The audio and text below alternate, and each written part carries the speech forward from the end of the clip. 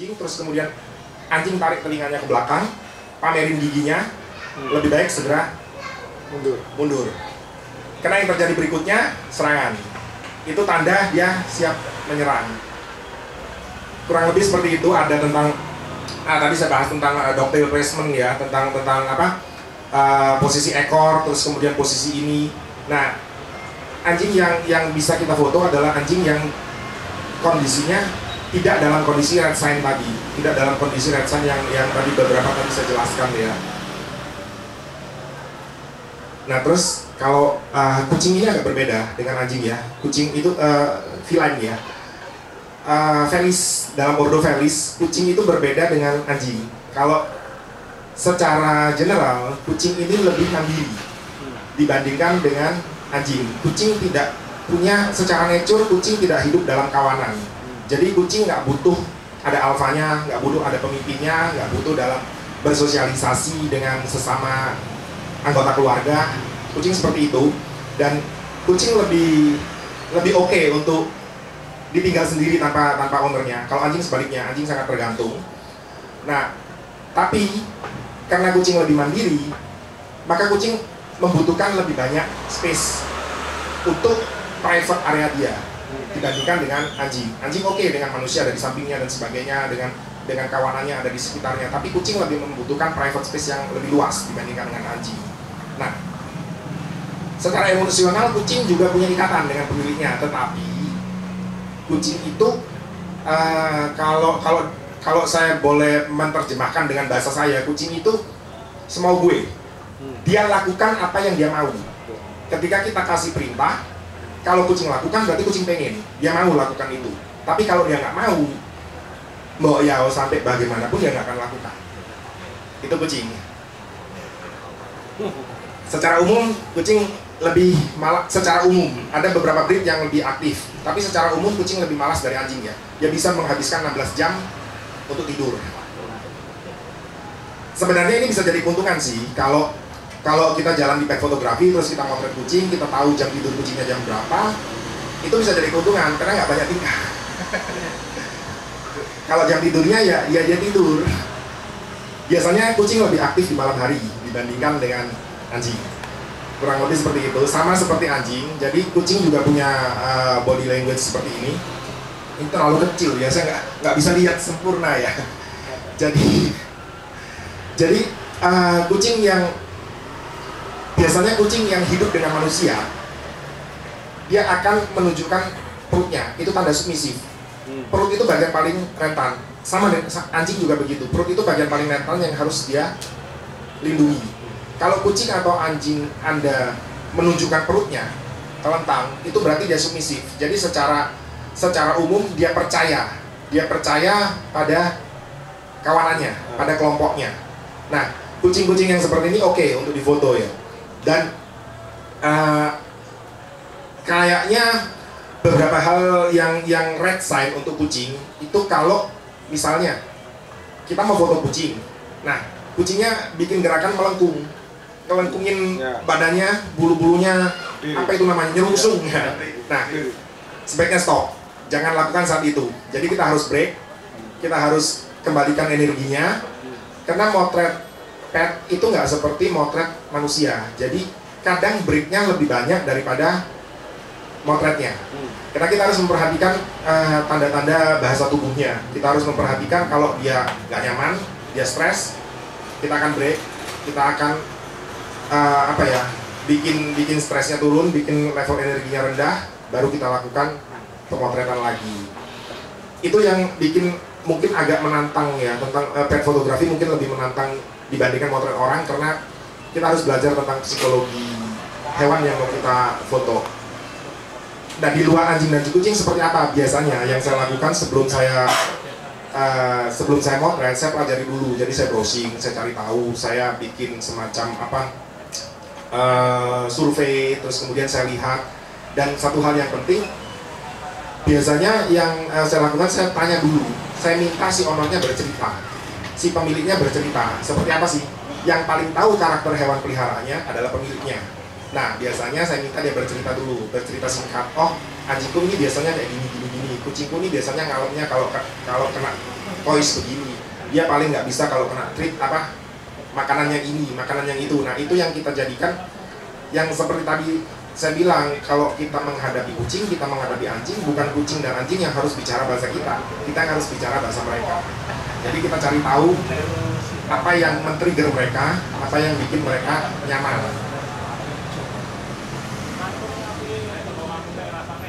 Ini settingan gear standar yang saya lakukan ya, tapi ini tidak paten gitu loh. Jadi ya kita biasanya lakukan hal yang sesuai dengan kebutuhan di lapangan gitu loh. Cuman secara standar mungkin kira-kira kalau melakukan pemotretan outdoor yang saya lakukan itu untuk autofocus itu saya ambil di continuous ya, karena hewan itu nggak bisa kita, meskipun kita mengerti bahasa tubuhnya, tapi hewannya nggak bisa 100% kita prediksi.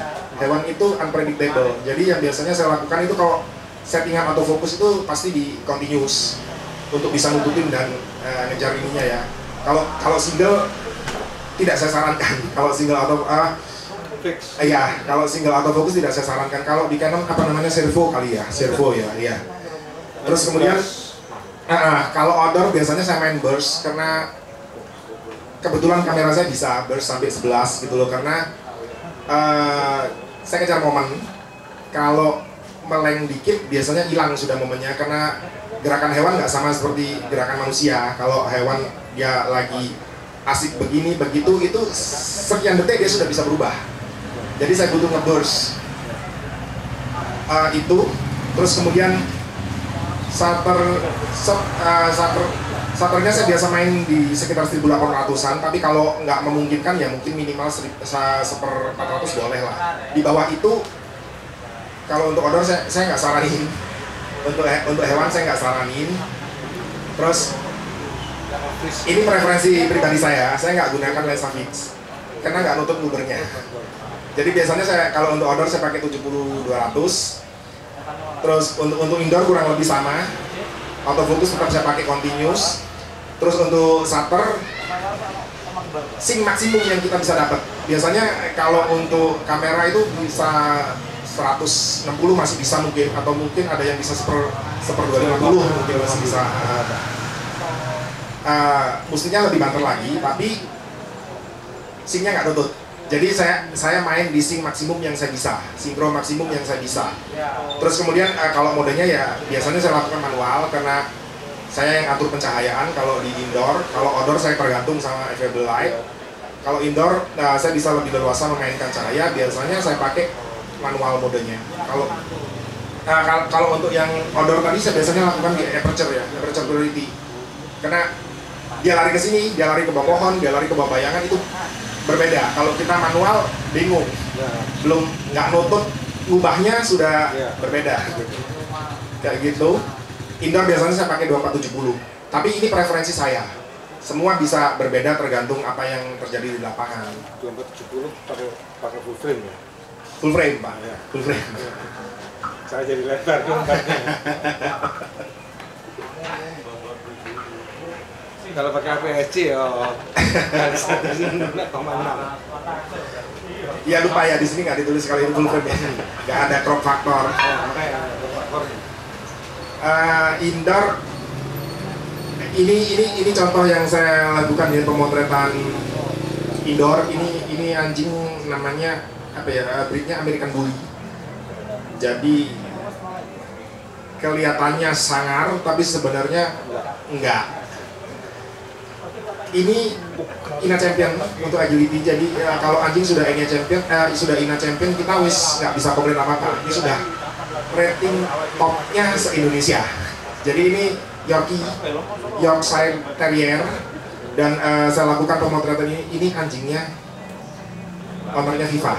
Jadi saya lakukan pemotretan untuk anjing ini di acara ulang tahun dia.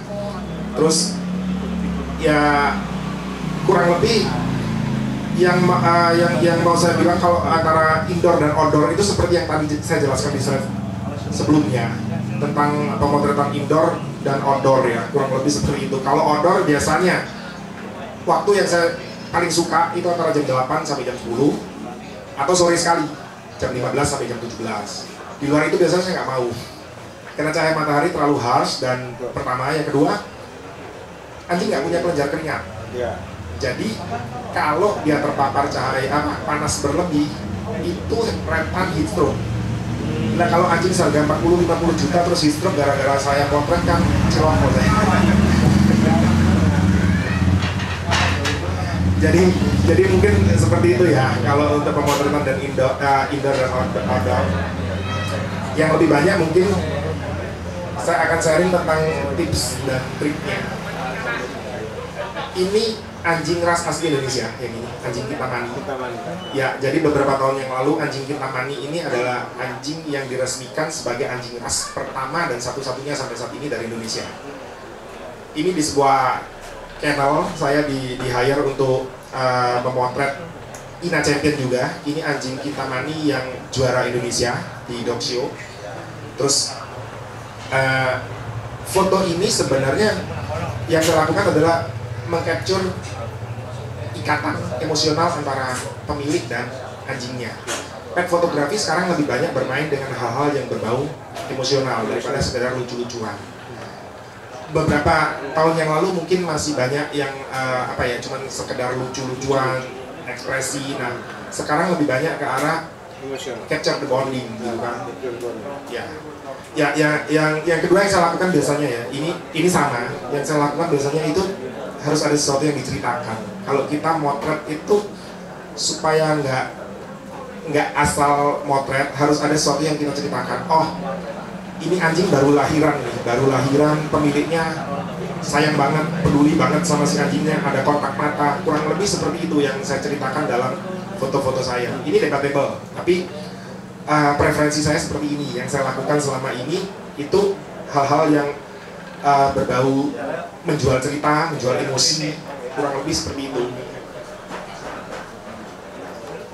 Terus kemudian ini juga saya coba explore dari sisi-sisi uniknya. Jadi kita jarang melihat anjing angok, anjing apa? Kayak gini ya, anjing menguap gitu kan ya. Tapi ketika diabadikan itu jadi kita bisa lihat, oh kalau anjing menguap itu kayak gini ya. Oh ternyata dia ada ekspresinya kayak gini juga ya. Kayak manusia kalau lagi senyum atau ketawa juga ya. Nah, kurang lebih seperti itu yang saya coba tampilkan. Terus yang paling utama kalau kita potret hewan piaraan itu adalah sabar. Sabar itu kuncinya. Karena kita nggak bisa ngomongin hewan seperti kita ngomongin model. Kurang kesini ya, tangannya diangkat ya nggak bisa. Kita harus tunggu, kita harus sabar. Karena anjing nggak sama dengan manusia, kucing nggak sama dengan manusia. Terus ini pentingnya yang tadi saya bilang, saya sebelum melakukan pemotretan saya biasanya melakukan wawancara singkat dengan pemiliknya. Saya ingin tahu.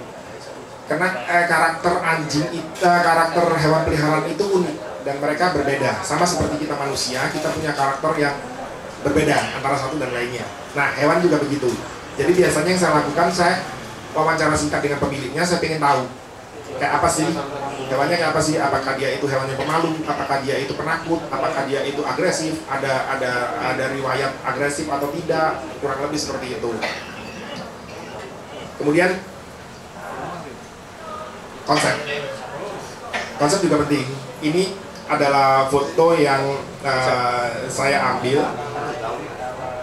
Sebenarnya saya pengen tunjukin pitbull itu anjing yang terkenal ganas, yang terkenal agresif.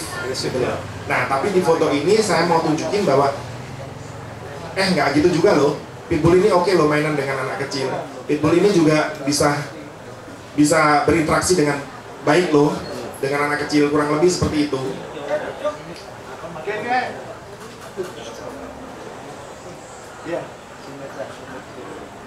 Selanjutnya ini sudah